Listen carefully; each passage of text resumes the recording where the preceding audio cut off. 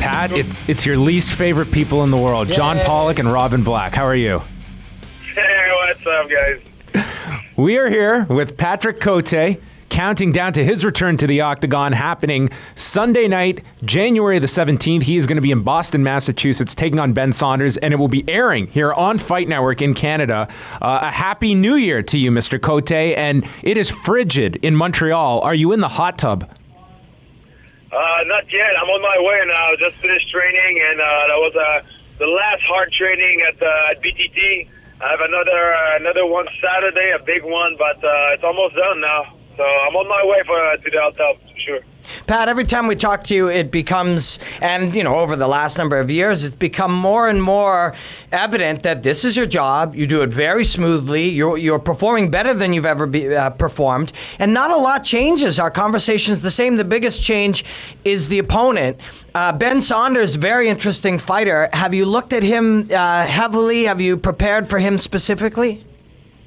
Yeah, because he's a tricky one, huh? He's a tall, southpaw guy. He has a good Muay Thai skills. He's landing a lot of back leg, and he's crafty on his back too. He has a BJJ black belt, but that's a kind of weird style when he's on his back. He's doing some rubber guard, some invisible collar, and all those things that it's not very common with a normal training partner. So we're aware about that, and we did what we had to do in training to fight against that. You were at BTT today, you said. Have you and Fabio been working? You mentioned that invisible collar setup. Have you worked on specific things to stay out of that rubber guard and kind of stop him from breaking you down and trying to set up that omoplata and mission control and all that stuff he likes to do? Yeah, it's like you said, he has a lot of skills on his back, and that's the key. That's the key. I have to stay very focused on this guard. If I feel asleep, he's gonna catch me. So I have to be very, very busy and get out of this guard and going on the half guard and kill. Half guard kills everything. So that's the thing. If I'm going there, if you try to pull guard or take him down, I'm gonna pass right away half guard and gonna elbow him, and he's not gonna get back on his feet. When I'm on top, I have a solid and heavy top game when I'm in half guard, and that's the key. You don't want to stay in his guard. That's the dangerous position. Can there be a danger at times, Pat, when you see someone so creative with his submissions as Ben Saunders is, that you can hyper-focus on that submission game and somewhat at times lose focus of what got you here and what your strengths are, that conversely he's probably analyzing very much as well? Can you separate that and just focus as well on your strengths and not so much overthink his? Oh, yes. In training, the thing I'm doing, it's become my strength. So, passing half guard, staying in half guard, and I have a solid top position. It's becoming my strength. So, what we saw in his fight, that he always has the same setup. And that's always the same thing he's doing when he's on his back. He's always going for the rubber guard, trying to trap the arm and going for the omoplata. Sometimes he's going for the invisible collar, but you know what? If you control the inside, it's a matter of time that he's going to get out of that. So, we have the knowledge. We have enough knowledge, in my camp to know exactly what to do against this guy. But like I said, he's tricky, man. If I fell asleep or I become lazy in his guard, I'm gonna be in trouble. So that's the thing. I have an airplane gas tank now. Let me tell you something. I'm in good shape. I'm able to push the pace for 25 minutes in a row, so I'm not going to be lazy in this guard. Pat, you're in better shape than you probably ever have been, like you said. You're more relaxed in there. You analyze your game and other people's games better than ever. You sound younger and like a smoother fighter. Are you, and we've asked you this probably now 3 or 4 times over the last year or two, but it feels like you could keep fighting for a long time. I feel great. I feel great for sure. It's the hot tub. The hot tub's the secret. Since I dropped to 170, I did a lot of change in my lifestyle about nutrition, about how I take care of my body, and all those things that if I need a day off, I take it. I'm not feeling guilty about it. Before, that was my biggest problem, and I stay away from injury for almost 2 years now. And for me, that who got 11 surgeries in his body, that's great because with the knowledge and the experience you are able to make a good choice, especially when you're getting older. And like I said before, when I was taking a day off, I felt guilty, and I was like, man, this day I'm taking off. It's gonna get back to me when I'm gonna fight, and maybe this day I'm gonna miss. It's gonna make difference in the fight. But doing that, not taking a day off when I need it, I was injured almost the whole time. So day off is very, very important. Listen to your body, nutrition too, all those things. And it all happened since I dropped to 170. I went back to school in nutrition because I was like, man, I was working with professional nutritionist, and I was amazed about what I was able to do it with my body, with my weight. So I wanted to learn more, and now I'm able to do that in my real life, in my lifestyle every day. Staying in your weight division, Pat, going back to this past weekend at UFC 195, an incredible championship fight involving Robbie Lawler and Carlos Condit. I wanted your reaction to the fight and how Patrick Cote scored it. I got Condit. I had Condit. I had Condit 3-1 at the end of the fourth round, and I think the fifth round, Lawler got it. But in this event, it was a big problem about judging.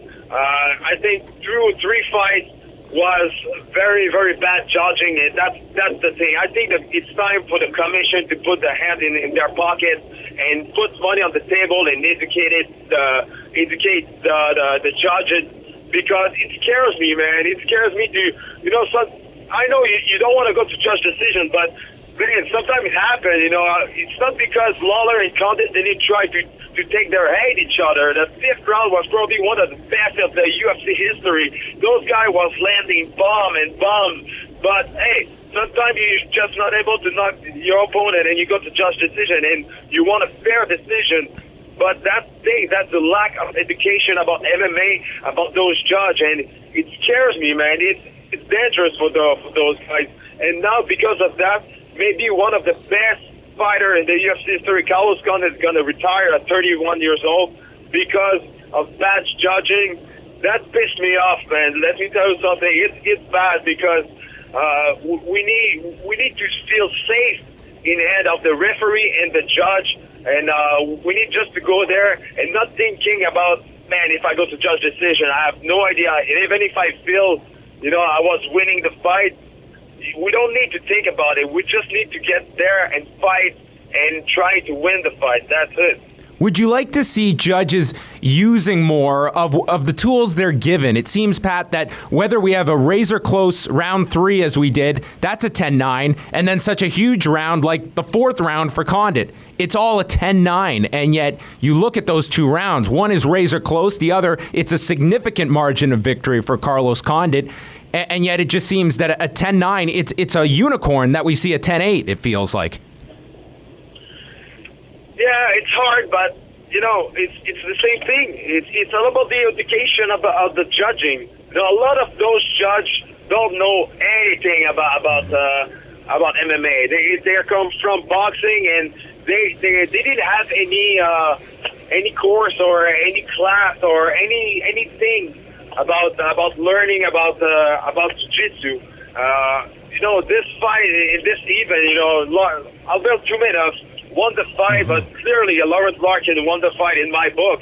There was a couple of other fights on that event, and that was, like I said, it scares me, man. It's really, really bad for the sport when something like that happens. Now, Pat, you're fighting. You're on top of all of what's going on, like we're discussing right now. And you're doing a job like John and I. You're working in media. How's that going? How's doing? I mean, I know you've been doing it for years, but how is it now juggling, television and going and playing punchy kicky in the cage? That's good. I can't complain.